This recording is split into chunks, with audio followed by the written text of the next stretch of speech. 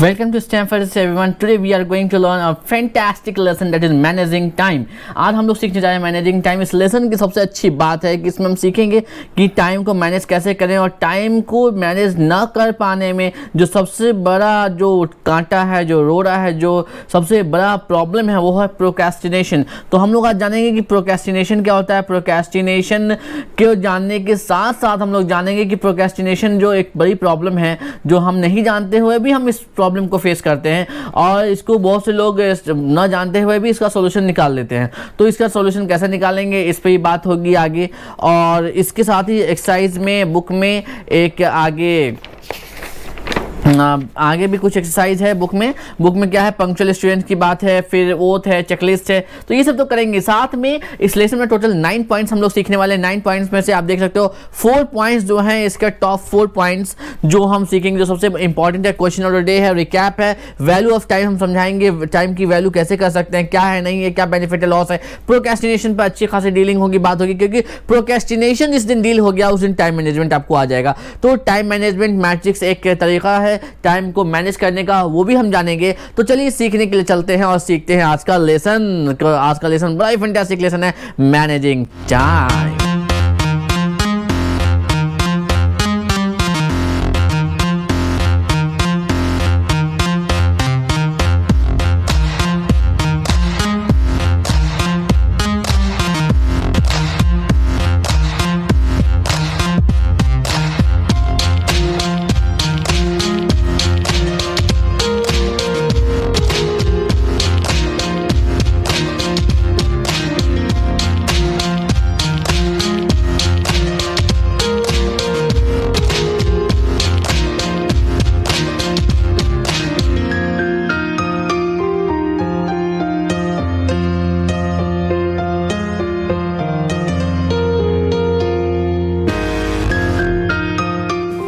Hello, most welcome in Stanford everyone. So let's go for today's lesson because we are going to learn a fantastic lesson today, क्योंकि हम सभी सीख रहे हैं यहाँ पे English speaking and personality development for our better future and better and bright future के लिए हम लोग सीख रहे हैं इंग्लिश स्पीकिंग। तो मेरे साथ बोलिए, I can speak in English, I will speak in English. पूरी जोर शोर से बोलिए। और आप लोग वो ओथ ले रहे हैं कि नहीं ले रहे हैं, यूं हाथ करके, और डेली आप प्लेस लिया करें, डेली ओथ लिया करें कि आई इसी तरीके से जो प्लेस बताया गया है उसको आप लें। आज के लेसन का पार्ट है ये। तो चलिए आज देखते हैं। तो हमने जो लेसन आज करना है, मैनेजिंग टाइम करना है, इसमें लगभग 9 पॉइंट्स हम सीखेंगे। 9 पॉइंट्स में मेन 4 पॉइंट्स क्या है, क्वेश्चन ऑफ द डे है, वैल्यू ऑफ टाइम है, प्रोक्रेस्टिनेशन है, टाइम मैनेजमेंट मैट्रिक्स है। तो ये सब सीखने से पहले चलिए चलते हैं, बात कर लेते हैं पिछले लेसन की, रिकैप कर लेते हैं। रिकैप क्या करेंगे कि कल जो पिछले लेसन हमने सीखा है, तो पिछला लेसन हमने क्या सीखा है। तो आपके लिए एक सवाल है यहाँ पे, What did you learn in the last lesson? क्या था? The calendar। तो पिछला लेसन द कैलेंडर जो था उसमें आपने क्या सीखा बताइए, 10 सेकेंड्स। उम्मीद है आपने जवाब दिया है। जवाब नहीं दिया है तो प्लीज़ तैयार रहें आज के लाइव क्लास में, ऑनलाइन ऑफलाइन जैसे भी आप कनेक्टेड हो, आप जवाब देने के लिए तैयार रहो। इस क्वेश्चन को नोट डाउन कर लें, क्योंकि ये नोट क्वेश्चन होना ज़रूरी है। आप पॉइंट्स नहीं गिनवाएंगे, आप बताएंगे आपने क्या सीखा। जैसे कि मैं अभी बताता हूँ, आई लर्न नहीं होगा, लर्न हो जाएगा। I learn in the last lesson the calendar about time format, date format in different countries. After that we learned about question of the day. We talked about death, what is going to happen after death or before born. Then we talked about books exercise, we talked about question of the day rounds, and we talked about many more things. Basically we talked about the names of the months, and we knew that what is the correct pronunciation of January, February, March, April. So we talked about the pronunciation. हमने pronunciation की भी बात करी, और भी काफ़ी सारे topics हमने सीखे। लगभग 11 टॉपिक्स को हमने 10 से 12 टॉपिक्स को कवर किया था। सो अगर आपने नहीं सीखा है प्लीज़ अभी जाएं और सीखें और कंप्लीट करें अपनी पिछली लर्निंग को, क्योंकि कैलेंडर के मंथ्स के नेम और टाइम, उसमें जो पंक्चुअलिटी के बारे में जो बात की गई है, जो एक मूवी का पार्ट था, जो हमारा पार्ट हुआ है, और इसका तो मूवी होना नहीं है बेसिक लेवल में, इंटरमीडिएट लेवल में हम 2 मूवीज़ की बात करेंगे, ठीक है। तो अगर आपने ये सारी चीज़ें नहीं करी है तो प्लीज़ पीछे जाएँ और सीखिए अभी कभी। It's time for question of the day. Raj, what was our last question of the day? Last question of the day क्या था हमारा? वो था What do you like in summer? आप लोगों को गर्मियों में क्या पसंद है? क्या पसंद है? वैसे तो मुझे गर्मी पसंद ही नहीं है। If I hope आप लोगों ने जवाब अपना सोच लिया होगा कि आपको गर्मी में क्या पसंद है। What do you like in? आपने जवाब भी दिया होगा। तो चलिए बात कर लेते हैं मेरी ओपिनियन की। What do I like in summer? So I like in summer mango. My favorite. Yummy. Mango. I love mango. And second thing, I love lychee. शाही लीची ऑफ मुजफ्फरपुर बिहार। मुजफ्फरपुर बिहार का सबसे फेमस आइटम जो है वो है शाही लीची, जो सिर्फ बिहार में ही नहीं पूरे इंडिया में ही नहीं विदेशों में भी सप्लाई होता है। इतना टेस्टी होता है, यम्मी, मतलब rasgulla, that is rasgulla seriously. And I love in summer rain. बारिश होती है, कीचड़ होता है, वो जो वाटर लॉगिंग होती है, कहीं अब बाहर जाओ मार्केट में और जब बारिश हो जाती है फंस जाते हो, नहाते हुए स्कूल से या कॉलेज से वापस आते हैं, मतलब आई लव दैट थिंग कि नहाते हुए आप आओ और मतलब मज़ा आ जाता है। मीन्स यम, अगर आपने नहाते हुए नहीं आए हो, फंसे नहीं हो बारिश में, तो मतलब अपनी ज़िंदगी में कुछ नहीं करा, आम नहीं खाया, सब पचका करके पूरा मुँह में लग जाए, मज़ा नहीं आता है कि नहीं। तो दैट इज़ फैंटास्टिक, चूज़ के आम खाने का। तो ये सब बड़े मज़े की चीज़ है समझ में। अब बात कर लेते हैं आज के क्वेश्चन ऑफ द डे का। जो आज का आपका क्वेश्चन ऑफ द डे है, how do you face inflation? और अगर आप घर का खर्चा नहीं चलाते हो तो how do your parents face inflation? Inflation मतलब होता है महंगाई।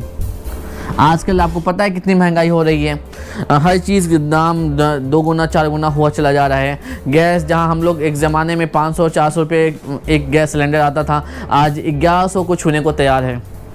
1,000 तो कब का क्रॉस कर चुका है। तेल का दाम, पेट्रोल, गाड़ी चलाना मुश्किल हो गया है। जो 70-80 रुपये हम लोग तेल लिया करते थे, पेट्रोल लिया करते थे, गाड़ी में भरवाया करते थे, आज की डेट में 120 को टच करने को तैयार है। तो इतनी ज़्यादा महंगाई आ गई है। और पेट्रोल ऐसी चीज़ है, अगर वो महंगा हुआ तो दुनिया की कोई भी चीज़ नहीं बचती है, फिर हर चीज़ महंगी हो जाती है। तो आप बताइए कि आप अपनी ज़िंदगी में इन्फ्लेशन मतलब महंगाई, इन्फ्लेशन को कैसे हैंडल कर रहे हो? How do you? क्योंकि हर किसी को इसका मार झेलना पड़ता है। आप छोटे बच्चे हो, बड़े हो, बुजुर्ग हो, एडल्ट हो, घर का खर्चा चलाते हो चाहे नहीं चलाते हो। जहां आप लोग पिज्ज़ा देने वाले थे पार्टी, आज जलेबी खिला के बोलोगे हो गया बर्थडे पार्टी। जहां 2 किलो का बर्थडे का केक आने वाला था, वहाँ 250 ग्राम का बर्थडे का केक आएगा। 250 नहीं, आधा किलो का आएगा, ठीक है। तो मतलब होता है ना, जहाँ हम 10 लोगों को दावत देते थे बर्थडे पे या फिर पर्व त्यौहार में, हम वहाँ 4-5 लोगों को पर्व त्यौहार में दावत देते कि यार कम ही में निपटाने का है। तो आपने देखा आजकल शादी में बड़े कम लोगों में निपटा दी जाती है कि खर्चा को किसी तरीके से कट किया जाए। So please tell me, how do you face inflation? आप लोग महंगाई को कैसे फेस कर रहे हैं, कैसे इसका सोल्यूशन निकाल रहे हैं? या फिर आपके पेरेंट्स अगर कुछ अच्छा सोल्यूशन निकाला है, उन्होंने कुछ अच्छा तरकीब निकाला करने का, तो how are they facing inflation? तो बताना आपको है कि इन्फ्लेशन को आप लोग कैसे फेस कर रहे हो। हिंदी वाला नहीं याद रखना है, इन्फ्लेशन। इन्फ्लेशन मतलब महंगाई, इन्फ्लेशन मतलब महंगाई, याद कर ले। और ये क्वेश्चन ऑफ द डे आपको तैयार करके आना है। तो चलिए चलते हैं आज का लेसन की तरफ। सो जब टाइम मैनेजमेंट की बात हो रही है तो जाहिर सी बात है टाइम की बात होगी, टाइम की कदर करने की बात होगी। तो do you respect time? Do you value your time? मुंह से तो हाँ ही निकल रहा होगा अभी, अगर बोलूँगा कमेंट सेक्शन में लिखिएगा तो अभी लिखेंगे यस। लेकिन सच बताइएगा, जब YouTube खोलते हैं, TikTok खोलते हैं, मोज खोलते हैं और शॉर्ट्स देखना शुरू करते हैं, Instagram देखना शुरू करते हैं, क्या टाइम कब आपका 1 घंटा 2 घंटा निकल जाता है आपको पता भी चलता है? सोचिए, दोस्त से गपियाने में, गॉसिप करने में, गॉसिप मतलब गपियाना, गप लगाने में, ठहाका मारने में कब टाइम निकल जाता है, 2-2 घंटा निकाल देते हैं। कभी सोचिए इस बात का कि उस 2 घंटे में आप क्या कर सकते थे, उस 1 घंटे में आप क्या कर सकते थे। बहुत से लोग कहेंगे सर हम तो 10 मिनट करते हैं, सो हम तो आधे घंटा करते हैं, आधा घंटा में क्या हो जाएगा। तो चलिए जानते हैं आधा घंटा 10 मिनट में क्या हो सकता है। तो हमारा ये टॉपिक है वैल्यू ऑफ टाइम, समय का महत्व। So the question is what is the value of a, यहाँ पे मैं फिलर में जो एक वर्ड लिखूंगा तो जैसे जैसे वर्ड चेंज करूंगा क्वेश्चन बदलता चला जाएगा और मैं जो आंसर दूंगा अगर आपके पास उससे हटके कोई आंसर है तो आप जरूर बताना। तो जल्दी बताइए what is the value of a second. एक सेकंड का कोई वैल्यू है? बहुत से लोग बोले सर एक सेकंड का ऐसे टक मारा खत्म हो गया, कोई वैल्यू ही नहीं है सेकंड का, कोई मतलब ही नहीं है, सेकंड तो सर ऐसे ही बीत जाता है, पता नहीं चलता। क्या सर आप तो मजाक कर रहे हैं? अरे हम मजाक नहीं कर रहे हैं, हम ये बताएंगे एक सेकंड का क्या वैल्यू होता है। कभी ओलंपिक का गेम देखे हैं? एक second, because of a second a person is going to receive gold medal and second will get और सेकंड इज गेटिंग सिल्वर। जो गोल्ड मेडल पाता है और सिल्वर मेडल पाता है आपके ओलंपिक के गेम में, उन दोनों में ज़्यादा फर्क नहीं होता है, सेकेंड भर का फर्क होता है। वो कुछ सेकेंड से आगे रहता है, वो कुछ सेकेंड से पीछे रहता है। तो सोचिए अगर वहाँ पे क्या कोई किसी के तो कुछ सेकेंड को ब्रॉन्ज भी मिल जाता है, थर्ड कैटेगरी में गिर जाता है। तो सोचिए कि एक सेकेंड की वजह से एक ओलंपिक प्लेयर जो सालों मेहनत करता है वो एक सेकेंड की वजह से उसको कभी मेडल, किसी को मेडल मिलता है और किसी को ब्रॉन्ज मिलता है और किसी को सिल्वर मिलता है, बस सेकेंड भर का फर्क रहता है। क्रिकेट में बड़ा आप लोग का इंटरेस्ट होगा। क्रिकेट में जब बॉल उड़ता है तो लगता है कैच करने जा रहा है, बस दौड़ता हो जाता है। कभी कभी ऐसा होता है कि सेकंड भर का दूरी होता है और बॉल कैच छूट जाता है और गेम बहुत हद तक हाथ से निकल जाता है। कभी देखें ये चीज? अब बहुत सा प्लेयर क्या करता है, उड़ के कैच पकड़ता है। वो उड़ता काहे है? ताकि वो जो एक सेकंड का जो फासला है वो फासला खत्म कर सके। दौड़ के भी जा सकता था, चल के भी जा सकता था, उड़ता काहे है? उड़ता इसीलिए ना है कि जो सेकंड होता है, सेकंड वाला मामला, सेकंड का जो हिसाब किताब है वो सेकंड का गैप खत्म कर सके। तो देखें ना, एक सेकंड की वजह से किसी को सिल्वर मिलता है, किसी को गोल्ड मिलता है, किसी को ब्रॉन्ज मेडल मिलता है। अब अगला सवाल आपके लिए, क्वेश्चन नंबर 2।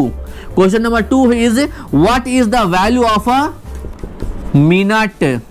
एक मिनट का क्या इंपॉर्टेंस है? जल्दी सोचिए, 5 सेकेंड, 5 4 3 2 1। अगर आ गया दिमाग में तो जल्दी से जवाब दीजिए कमेंट सेक्शन में। What is the value of a minute for you? एक मिनट का क्या इंपॉर्टेंस है? वो लोग जानते हैं इस एक मिनट का वैल्यू जो लोग मेट्रो सिटी में रहते हैं, खासतौर से दिल्ली वाले। जब भी आप जाइएगा जो नंबर का बस पकड़ने के लिए, कसम से बस वालों को कैसे पता चल जाता है समझ में नहीं आता है, वो नंबर का बस से नहीं आएगा। और कभी कभी ऐसा होगा बस आप पहुंचिएगा 1 मिनट से वो बस निकल जाएगा, आपके ठीक सामने से पास करेगा। इसे मान लीजिए कि आप 894 पकड़ने वाले थे, बस गए और सामने से 894 पास कर गया और उस समय सोचते हैं साला 1 मिनट पहले आए रहते ना तो ये बस पकड़ा जाता, और उसका 1 घंटा तक वो बस नहीं आता है। तो सोचिए, जब मतलब मेरे साथ तो बहुत बार हुआ है, 463 403 ऐसे बसेस को पकड़ने के लिए मैं जैसे बस स्टॉप पे गया और कई दफ़ा ऐसा हुआ है सिर्फ 1 मिनट के लेट से वो बस निकल जाता है। उसके बाद कमबख्त उस दिन वो बस 1 घंटा नहीं आता है। बहुत गुस्सा आता है उस दिन, सीरियसली। अगर कोई तो मेट्रो भी मजाक करता है, मेट्रो जस्ट 1 मिनट पहुंचते हैं, 1 मिनट का लेट होता है और गेट ऐसे बंद। अब फिर अगला ट्रेन आने में पता नहीं काहे उसी दिन लेट होता है जिस दिन हम प्लेटफार्म पर खड़े होते हैं। सारा पुनौती लगा रहता है कभी कभी। तो देखिए 1 मिनट के लेट से कितना कुछ बदल सकता है। So this is the importance of value of a minute for me. What is the value of a minute for you? 1 minute का वैल्यू आपके लिए क्या है? चलिए, सेकेंड मिनट की बात बहुत हो गई, अब बात कर लेते हैं घंटा का। इसमें कुछ लोगों का दिल जला देंगे अभी। देखिए सवाल क्या है, what is the value of an hour? ये ए नहीं होगा, एन आवर फॉर यू। 1 घंटे का महत्व आपके लिए क्या है? सोचिए, 5 सेकंड देते हैं, 5 4 3 2 1 सट। अब वो लोग इसका फीलिंग बहुत अच्छे से समझेंगे जो लोग अपने गर्लफ्रेंड का इंतजार कर रहे थे और इंतजार करते हुए 1 घंटा बीत गया। कभी उनसे पूछ लीजिए दिल का हाल कि क्या बीतता हुआ। 1 घंटा उनके लिए 1 साल के बराबर होता है। ऐसा लगा बाप रे 1 घंटा इंतजार किए, 1 घंटा लेट। आप कह भी नहीं सकते कि तुम लेट आए, नहीं तो अगला बार आई भी नहीं करेगी, है कि नहीं? तो एक दोस्त है मेरा, अकरम नाम है, बेचारा मैम भी हंस दी। तो आखिर में बेचारा गया गर्लफ्रेंड से मिलने और बोला देख हम जा रहे हैं, मिल के आ जाएंगे बस। गया बेचारा सीसी पे गया और हुआ क्या कि बेचारा पहुंच गया, बैठ के बर्गर ऑर्डर भी कर दिया, खा भी रहा है बर्गर, एक बर्गर निपट भी लिया। मोटा मोटी 150-200 रुपये का चूना लग चुका था और 1 घंटा से ज़्यादा हो गया, उसकी गर्लफ्रेंड आई भी नहीं करी, आई ही नहीं। तो देखे ना 1 घंटा बेचारा वेट किया, वो 1 घंटा जो इंतज़ार का जो पल था वो इतना हार्ड था कि उसने आके बताया कसम से किसी से मिलने नहीं जाऊंगा, कभी मिलने नहीं जाऊंगा। वो 1 घंटा हम कैसे बिताए हैं हम ही जानते हैं। तो पूछिए उन आशिकों से, उन प्यार करने वालों से कि 1 घंटा जो लोग वेट करते हैं, 1 घंटा क्या महत्व है 1 घंटे का, आप उनसे पूछिए। ठीक है, समझे ना? कुछ लोग तो बहुत अच्छा समझ गए होंगे, कुछ लोग सोचेंगे सर इसका कुछ और एग्जाम्पल हो सकता है। तो लिखिए ना कमेंट सेक्शन में 1 घंटे का क्या महत्व है, क्या वैल्यू है आपके लिए, लिखिए 1 घंटे का मतलब। चलिए घंटा का तो घंटा निकाल लिए, अब बात कर लेते हैं 1 दिन का। What is the value of a day for you? 1 दिन का वैल्यू क्या है? 5 सेकेंड आपके सोचने के लिए, दिमाग दौड़ाइए, घोड़ा दौड़ाइए दिमाग का। 5 4 3 2 1। तो देखिए 1 दिन का वैल्यू, वो विद्यार्थी, वो स्टूडेंट जिसने काफ़ी हद तक पढ़ाई करी है, आखिरी दिन तक पढ़ाई किया है, कल एग्जाम है, तो उससे पूछिएगा क्या तैयारी हो गई, तो कहेगा 1 दिन और मिल जाता ना, 1 दिन रिवीजन हो जाता, कसम से 100 में से 100 मार के आते, कसम से। कुछ फेल होने वाले कहेंगे कसम से पास हो जाता, अगर 1 दिन और मिल जाता। और बहुत सा लोग सीबीएसई वाला लोग, बहुत सा बिहार बोर्ड का लोग, बहुत सा स्टेट बोर्ड का लोग, यूपी बोर्ड का लोग, हरियाणा बोर्ड का लोग, आजकल बहुत सा लोग इसलिए पास कर जाता है एग्जाम, क्योंकि 2 को एग्जाम के बीच में 1 दिन का फासला होता है, 1 दिन का गैप होता है। उस दिन एड़ी चोटी का जोर लगाता है, पूरे दिल तहे दिल से पढ़ता है और अपना पेपर पास कर लेता है, निकाल लेता है। तो वो बच्चा लोग से पूछिए जिनका एग्जाम चल रहा है, बोर्ड एग्जाम चल रहा है और किसी 2 पेपर के बीच में गैपे नहीं है, किसी 2 पेपर के बीच में 1 दिन से ज़्यादा गैप है या 1 दिन का गैप है, उसे पूछिए कि बउआ जो 1 दिन का गैप है, 1 दिन गैप नहीं है, वो एग्जामिनर बताएगा आपको, वो एग्जाम देने वाला, एग्जामिनर नहीं एग्जामिनी, जो एग्जाम देने वाला बच्चा बताएगा कि उस 1 दिन का क्या वैल्यू है, क्या इंपॉर्टेंस है। ठीक है, अब चलिए बात कर लेते हैं दिन के बाद महीना का, मंथ। 1 महीने की बात कर लेते, 1 महीने का क्या महत्व है। कभी सुने हैं कि कोई बच्चा 9 महीना से पहले पैदा हो गया, 7 महीना में पैदा हो गया, 8 महीना में पैदा हो गया? आपको पता है 1 महीना और वो रह लेता तो वो एक तंदुरुस्त और अच्छा बच्चा हो गया, मतलब तंदुरुस्त और हट्टा कट्टा बच्चा पैदा होता। लेकिन 1 महीना कम की वजह से वो बेचारा पैदा होता है, उसका गिंजनों होता है, आईसीयू में भर्ती होता है, जिंदगी भर वो हेल्थ इशू से स्ट्रगल करता रह जाता है। क्यों? क्योंकि बस 1 महीना और वो माँ के कोख में नहीं रहता है। समझे ये 1 महीने का क्या महत्व है। अगर आपके पास कोई और एग्जाम्पल है तो प्लीज बताएं। लास्ट हम लोग कर लेते हैं 1 साल का महत्व। 1 साल का क्या महत्व है, 1 साल का वैल्यू जान लेते हैं। 1 साल का महत्व क्या है। कभी सुने कोई एक्सपेल्ड हो गया, कोई किसी का एग्जाम छूट गया, कोई फेल कर गया एग्जाम में, उससे जाके पूछिए कि भैया 1 साल का क्या। कुछ लोग होते हैं जो इंजीनियरिंग 4 की जगह 5 साल में पूरा करते हैं, उनसे जाके पूछिए भाई साहब ये जो 5 साल में इंजीनियरिंग पास किए हैं 4 की जगह, का हाल हुआ। स्टेट बोर्ड खासतौर से बिहार बोर्ड बहुत बदनाम है, 3 साल में कभी ग्रेजुएशन कंप्लीट नहीं करता है, हमेशा 4 साल 5 साल लगा देता। वो कैंडिडेट से जाके पूछिए भैया ये जो 1 साल जो आप दिए हैं एक्स्ट्रा कैसा लग रहा है। दौड़ा के मारेगा, क्या बुर्बक, जलता दिल पर घी डालता है रे। तो सोचिए कि 1 साल जो बच्चा पूरी साल मेहनत करता है वो फेल कर जाए, एक्सपेल्ड हो जाए या बीमारी की वजह से एग्जाम छूट जाए, वैसी हालत में उस बच्चे से, उस स्टूडेंट से आप पूछे हाल। अब देखिए मैम भी कह रहे हैं कि हम भी दिल्ली जा रहे थे ना, तो दिल्ली एग्जाम छोड़ के चले गए थे। कितनी होनहार स्टूडेंट है, तारीफ के लायक है। अब बताइए दिल्ली रह गई थी, आई भी नहीं की, दिल्ली दूर है जैसे कि, तो इतना भी नहीं है। अब देखिए इनको मतलब कि 1 साल पूरा बर्बाद होने के बाद समझ में आता है कि 1 साल का क्या महत्व है। So please come up with your own answer for these 5 questions. नहीं 5 है, second, minute, hour, day, month, year, 6 questions. ये हमने 6 क्वेश्चंस कराए। इन 6 क्वेश्चंस का आपको अपना एग्जाम्पल, अपना उदाहरण लेकर आइएगा and please be ready to give answer because we will play rapid fire round on this point. So people here we are going to discuss a very fantastic point here, that is procrastination. आखिर procrastination होता क्या है? मैंने यहाँ पे लिखा भी है, प्रोक्रेस्टिनेशन 4 सिलेबल है, 1 2 3 4 5 सिलेबल हो गया। प्रोक्रेस्टिनेशन 1 2 3 4 5 सिलेबल है। प्रोक्रेस्टिनेशन। तो आखिर प्रोक्रेस्टिनेशन होता क्या है? 10 सेकंड का टाइम आपको देता हूं, आप सोचिए और कमेंट सेक्शन में अभी कभी लिखिए what is procrastination. What is procrastination? आपके दिमाग में जो भी बात आ रही है, जो भी आपके दिमाग में आ रहा है थॉट, प्लीज लिखिए। 10 सेकेंड। 10 9 8 7 6 5 4 3 2 1। उम्मीद आपने लिखा होगा, नहीं भी लिखा है तो अपना जाता क्या, सारा तेरा घाटा। सॉरी, तो अगर आपने नहीं लिखा है तो आपका ही घाटा है, लिखा है तो फ़ायदा आपका ही है, क्योंकि मैं कमेंट सेक्शन पे जो भी आप लिखते हो वो आपका राइटिंग पार्ट है, मैं उस पर फीडबैक देता हूँ।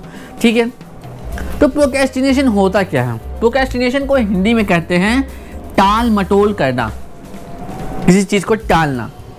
हमें पता है, हमें दिन भर में 10 काम कहा जाता है करने के लिए। स्कूल में, अगर कॉलेज स्कूल में है तो होमवर्क मिलता है, कॉलेज में है तो असाइनमेंट्स मिलते हैं बहुत सारे, और अगर घर में है, जॉब में है तो बॉस की तरफ से बहुत सारा काम मिलता है करने को। लेकिन हम क्या करते हैं? टाल मटोल करते हैं, टालते हैं। एक सर्वे कहता है कि 100 में से 90% लोग प्रोक्रेस्टिनेशन के शिकार हैं, बीमार हैं, स्पेशली इंडिया में। हमें आदत ही नहीं है चीज़ों को करने की, जब तक कि उसको करने के लिए ऐसी नौबत ना आ जाए कि हमारा खून पीने के लिए कोई तैयार हो, तब तक हम कोई काम करने को तैयार नहीं होते हैं। This is procrastination. हम टालते रहते हैं, है ना मैडम? टाल मटोल करते हैं।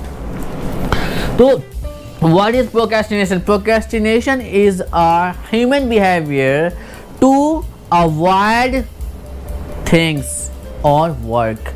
चीज़ों को या काम को अवॉइड करना, नज़रअंदाज करना, इग्नोर करना, न करना, नहीं करना, that is procrastination. I hope meaning clear है। तो आपने देखा होगा कई बार आपको काम मिलता है, बहुत सारा टास्क मिलता है।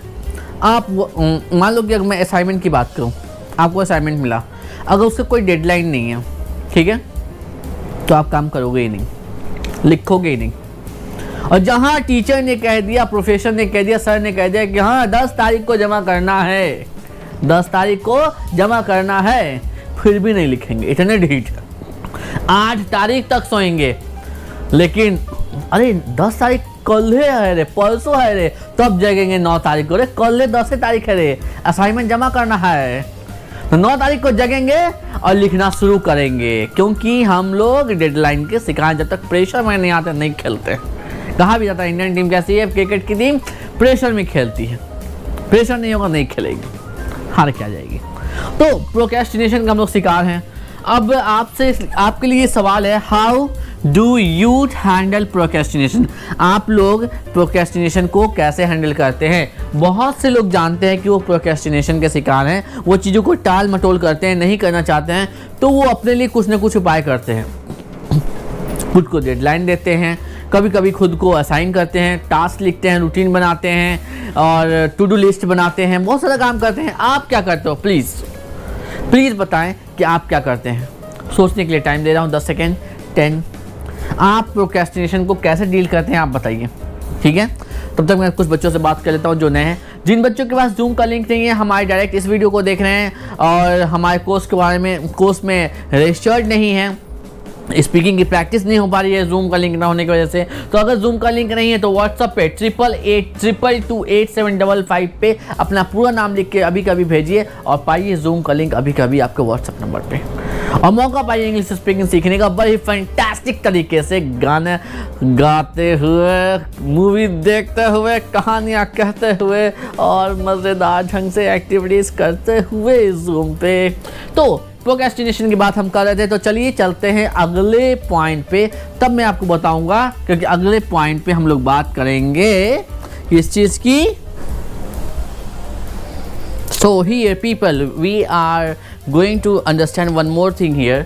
हमने जो अभी प्रोक्रेस्टिनेशन की बात करी है, तो मैंने बार बार जो लिखा है वो लिखा है PRO, प्रोक्रेस्टिनेशन। प्रोक्रेस्टिनेशन जो लिखा मैंने, ये प्रोनाउंसिएशन वाला स्पेलिंग है। क्या है? उच्चारण वाला स्पेलिंग, मतलब बोलने का तरीका ये होता है, पर इसका सही स्पेलिंग जो होता है वो होता है PRO, प्रोक्रेस्टिनेशन। सो इस चीज़ को ध्यान में रखें, जो आपका वर्ड का प्रोक्रेस्टिनेशन का जो सही स्पेलिंग होता है वो होता है ये, पर इसको प्रोनाउंस करते हैं प्रोक्रेस्टिनेशन। हल्का सा र आता है, इसीलिए आर को मैंने यहाँ पर हटा करके अपने पिछले और अगले सेगमेंट में इस्तेमाल किया है, ताकि आप कम से कम बोलना सही सीखो, बोलना आपको सही आ जाए। ठीक है, तो इस चीज़ को माइंड करेंगे, ये नहीं समझेंगे कि ये स्पेलिंग है, ये स्पेलिंग नहीं है, ये बोलने का तरीका है प्रोक्रेस्टिनेशन, लेकिन जो स्पेलिंग है वो ये है PROCRASTINATION। मैं अभी बुक का एक्सरसाइज कराऊंगा, तो बुक में भी आप देखना, बुक में भी यही स्पेलिंग है। तो इसको इस स्पेलिंग को, वर्ड का स्पेलिंग नहीं समझना है आपको, ये बोलने का, उच्चारण करने का, स्पीक करने का, प्रोनाउंसिएशन करने का तरीका है, और ये है सही स्पेलिंग।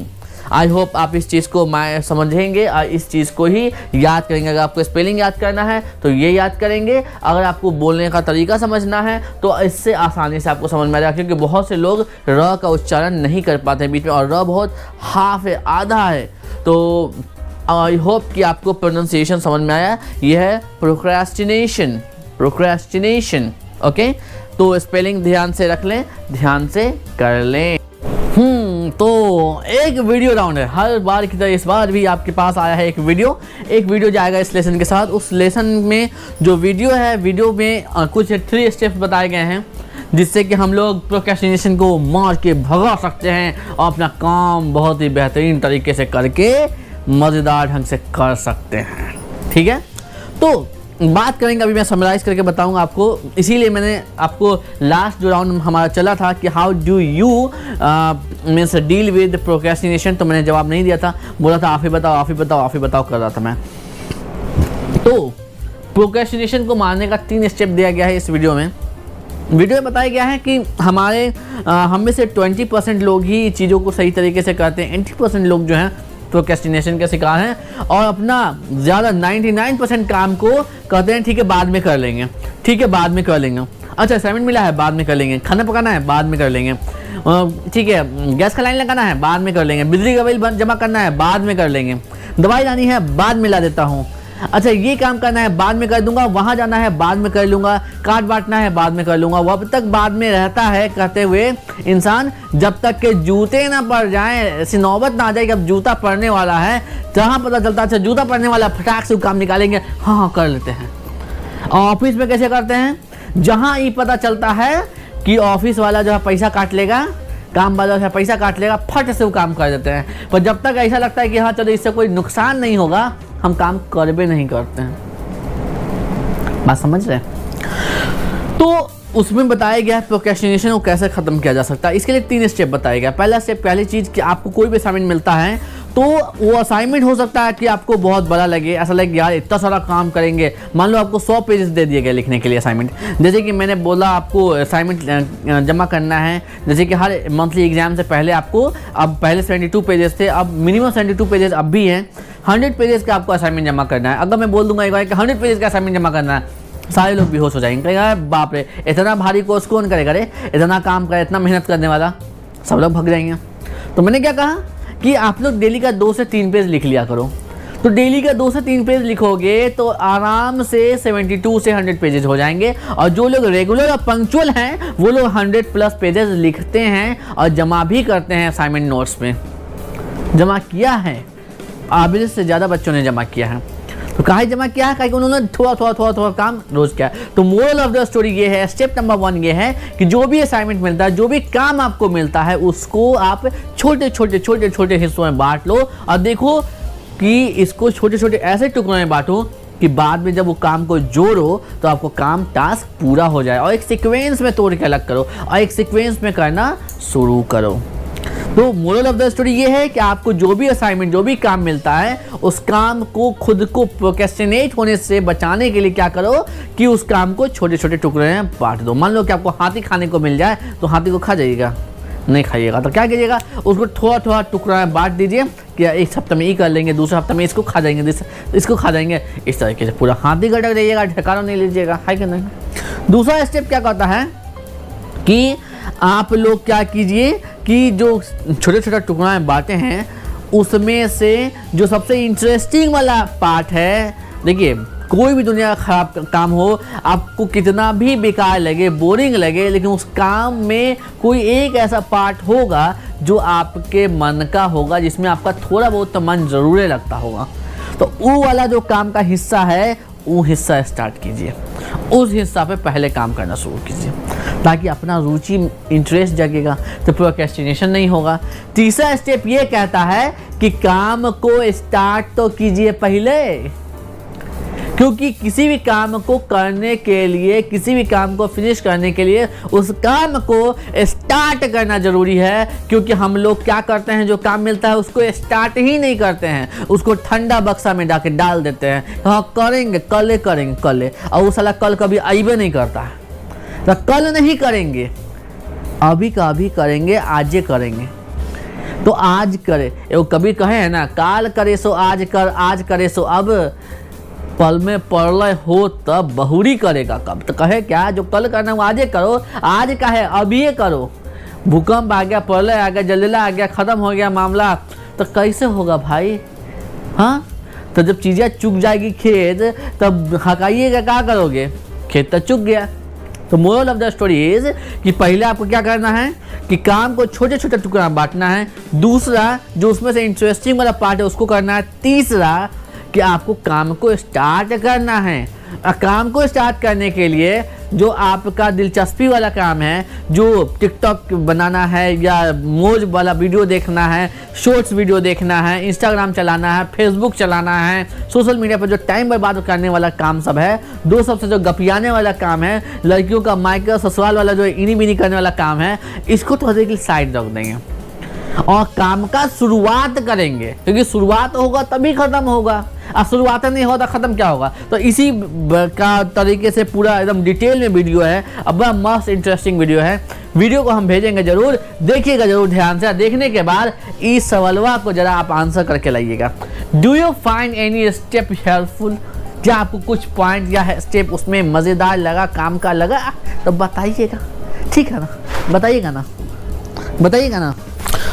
अब जो है बुक एक्सरसाइज का टाइम आ गया, तो देखते हैं बुक एक्सरसाइज में है क्या।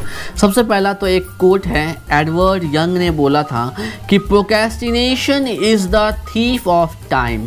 Procrastination is the thief of time, मतलब प्रोक्रेस्टिनेशन जो है चोर है, समय को चुरा लेता है। हम लोग जो वीडियो देखते हैं, गेम खेलते हैं, पबजी खेलते हैं या कुछ भी करते हैं, तो ये क्या हो गया, प्रोक्रेस्टिनेशन वाला काम हो गया। तो उसमें क्या होता है, टाइम कैसे चुरा लेता है, ये सब काम पता नहीं चलता है। तो चोरवा तो यही नहीं करता है, कुछ चोरी कर लेता है, पता नहीं चलता है, अब बाद में आय हाय बर्बाद कर दिया, लॉस कर दिया रे। तो आपको बताना है, इस पर हम लोग ग्रुप डिस्कशन करेंगे और ग्रुप डिस्कशन का पार्ट होगा ये, और डिस्कशन करेंगे छोटे छोटे ग्रुप्स में डिस्कशन करेंगे इसको लाइव क्लास में। Procrastination is the thief of time. आप इसको सहमत हैं, डू यू अग्री और नॉट? अगर सहमत है तो काहे, ना सहमत है तो काहे, अपना आंसर लेके आइएगा, ठीक है ना, समझे ना। तो डू यू प्रोक्रेस्टिनेट, बताइए क्या आप प्रोक्रेस्टिनेट करते हैं, टाल मटोल करते हैं? ज़्यादा अच्छा बनने की जरूरत नहीं, हमको सब पता है, सब प्रोक्रेस्टिनेशन करता है, ठीक है। तो टाल मटोल कोई नहीं करेगा, असली वाला बात बताएगा। Do you procrastinate? Yes, no, why and how. What does the quote means, ये जो कोट है इसका मतलब तो हम बताइए दिए हैं, बाकी आप अपना समझदारी जो है ज़्यादा अच्छा से बताइएगा। तो एगो दोस्त के साथ इसको डिस्कस करना है और आप अपना जो समझदारी है, आई थिंक इट मीन्स आपका जो समझदारी है इसमें लिखिएगा, और my friend thinks it means आपका दोस्तवा क्या समझता है उसको इसमें लिखिएगा। ठीक है, तो बात समझ में आ गया। A1 में क्या करना है कि पहले तो आपको अपने दोस्त के साथ इसको डिस्कस करना है, डिस्कस करने के बाद अपने दोस्त का समझदारी नीचे लिखिएगा, अपना समझदारी इस कोट के बारे में, कोटेशन के बारे में यहाँ लिखिएगा। और ये भी बताना है कि आप प्रोक्रेस्टिनेट करते हैं, नहीं करते हैं तो काहे, हाँ करते हैं तो काहे, नहीं करते हैं तो कैसे, कैसे ही कर सकते हैं, आप करते हैं तो कैसे करते हैं, कब होता है ऐसा, कैसा धोखा हो जाता है।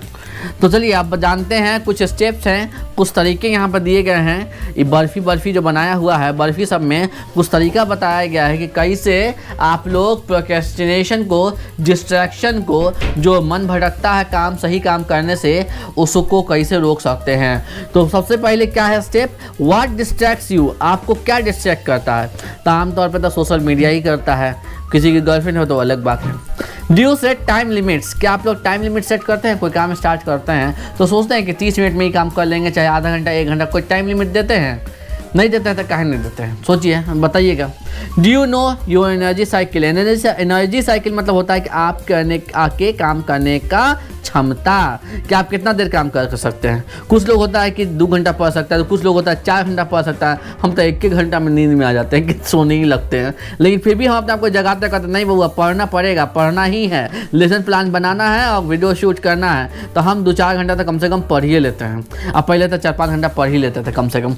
तो आपका काम करने का कितना मतलब कि है, मान लीजिए कि आप अगर बावर्ची हैं, खाना बनाते हैं, तो आप कितना घंटा खाना बना सकते हैं, कितना घंटा काम कर सकते हैं। मान लीजिए कि आपका काम है कुछ, जैसे कि बहुत सारे लोग का काम होता है पेंटिंग करना, तो आप कितना घंटा पेंटिंग कर सकते हैं, तो वो कितना घंटा काम कर सकते हैं, तो वो आपका एनर्जी साइकिल है। कि उसके बाद आप थक जाएंगे, आपको आराम की ज़रूरत है, उसके बाद खाना पीने की ज़रूरत है।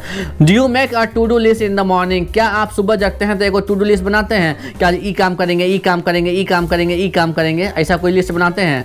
नहीं बनाते हैं तो काहे नहीं बनाते हैं। Do you review to do list in the evening, और शाम को या रात को सोने से पहले चेक करते हैं जो मॉर्निंग में टू डू लिस्ट बनाए थे उसको शाम में चेक करके देखते हैं कि हाँ ये सब काम हुआ है कि नहीं हुआ है। नहीं हुआ है तो सोचिए काहे नहीं हुआ है।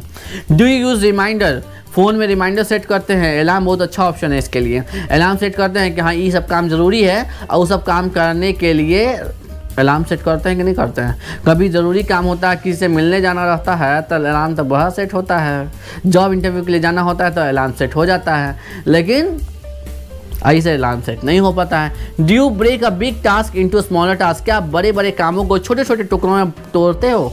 नहीं तोड़ते हो तो काहे नहीं तोड़ते हो, जल्दी बताओ। तोड़ते हैं तो कैसे तोड़ते हैं बताइए। How do you motivate your self, how do you motivate your self, आप अपने आप को मोटिवेट कैसे करते हैं कि ना बउआ ये काम कर लो, काम करना बहुत ज़रूरी है, करोगे तभी आगे बढ़ोगे। मोटिवेशन करते हैं खुद का। पेप टॉक भी हम लोग पढ़ रहे थे पिछला लेसन सब में कि पेप टॉक होता है, पेप टॉक खुद को किया जाता है। तो जो पेप टॉक होता है मोटिवेट करने का काम होता है, तो आप क्या मोटिवेट करते हैं तो कैसे करते हैं, पिछले बार कब किया था बताइएगा ज़रूर। तो चलिए अब आते हैं एक्सरसाइज बी में। एक्सरसाइज बी में एगो टास्क दिया गया है, a day in the life of a punctual Stanford student. 100 में से 5 गो बच्चा है मेरा जो पंक्चुअल रहता है, बाकी सब कम वक्त लेटे आता है। पता नहीं क्या है, कह के थक गए कि पंक्चुअल रहो, रेगुलर रहो, पंक्चुअल रहो, रेगुलर रहो, रही में नहीं करता है। लास्ट में वही है, ब्रॉन्ज मिल जाएगा सर्टिफिकेट तो बोलेगा सर ब्रॉन्ज काहे मिला, हम तो बहुत स्मार्ट हैं। तो सोचिए काहे मिला तब। तो चलिए बात कर लेते हैं स्टेप में क्या करना है। थिंक लाइक अ पंक्चुअल स्टैनफोर्ड स्टूडेंट, एक पंक्चुअल स्टैनफोर्ड स्टूडेंट के बारे में तरह सोचिए कि आप एक बहुत ही पंक्चुअल, रोजाना टाइमली आते हो, ऐसे पंक्चुअल स्टैनफोर्ड के स्टूडेंट हो। तो सोचिए आप एक स्टैनफोर्ड के पंक्चुअल स्टूडेंट हैं। तो कैसा होगा पंक्चुअल स्टूडेंट, जो हर काम टाइमली करें, जो क्लास में टाइमली आएगा वो हर काम तो टाइमली ना करेगा। प्लान तो स्टेप 2 क्या कर रहा है, plan and right about your day. Plan कीजिए कि आप कल दिन भर क्या करेंगे, प्लानिंग कीजिए और लिखिए इसको कि पूरा दिन क्या करने वाले हैं। Step 3, start from beginning of the day and mention the time work done at that time. तो क्या करेंगे, स्टार्ट फ्रॉम द बिगिनिंग, शुरुआत से स्टार्ट करेंगे, सुबह से क्या करेंगे, और मेंशन करेंगे टाइम कि इतना बजे ई करेंगे, इतना बजे ई करेंगे, और टाइम भी देंगे कि इतना मिनट में कर भी लेंगे। तो डेडलाइन भी होना चाहिए, स्टार्ट और एंड टाइम देंगे काम को।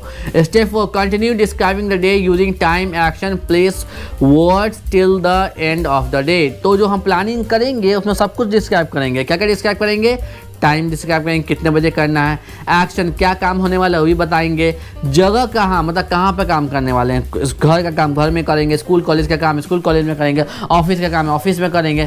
तो हर चीज़ का काम का जगह भी तो होता है। Check your work for spellings and capitalisation. आप जो लिखेंगे यहाँ पर 5 गो लाइन, उसके बाद 10 गो लाइन भी हो सकता है, 15 गो लाइन भी हो सकता है। आपके ऊपर है कि आप कितना डिटेल में लिखना चाहते हैं, कि काम चोरी करके 4 गो लाइन में लिखना चाहते हैं, ये आपके ऊपर है। तो आप जितना डिटेल में लिखेंगे उसको चेक करेंगे कि स्पेलिंग या कैपिटलाइजेशन का कोई मिस्टेक तो नहीं हुआ है। अब देखिए, how is it similar to your day. अब आप जो लिखे हैं, प्लान किए हैं पहली बार, तो ये जो आपका रोजाना दिन गुजरता है, रोजाना जो काम धाम होता है, उससे कितना मिलता जुलता है, and how is it different to your day, और उस आपके रोजाना के दिन से कितना अलग है, बताइए।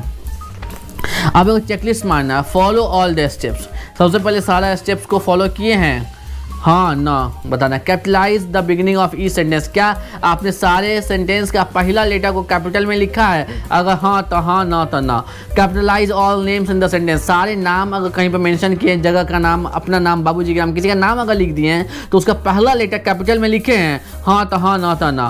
Capitalise all I in the sentences, वाक्यों में अगर आई का इस्तेमाल हुआ है तो आई को कैपिटल में लिखे हैं, अगर हाँ तो हाँ, ना तो ना। And the sentence with a full stop and question mark, और जो सेंटेंस वाक्य का जो अंत है वो फुल स्टॉप से और क्वेश्चन मार्क से किए हैं, हाँ तो हाँ, ना तो ना। ठीक है, तो लास्ट में एक प्लेज है जो हम लोग आजकल रोजाना ले रहे हैं, उसका एक छोटा सा शॉर्ट सा प्लेज ये भी है जो दिया हुआ था किताब में। I Ijaz Ahmed pledge to attend Stanford class every day on time.